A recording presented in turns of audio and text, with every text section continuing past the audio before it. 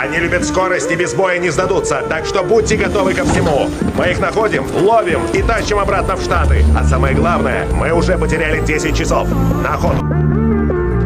Агент Хопс, вы столько сил бросаете на поимку двоих?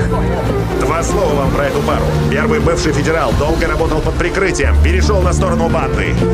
Другой закоренелый преступник, дважды сбегал из тюрьмы.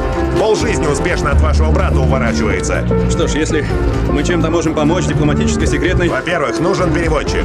Ладно, у нас в пресс-службе их много. Елена Нивес. Патрульный офицер? Что непонятно?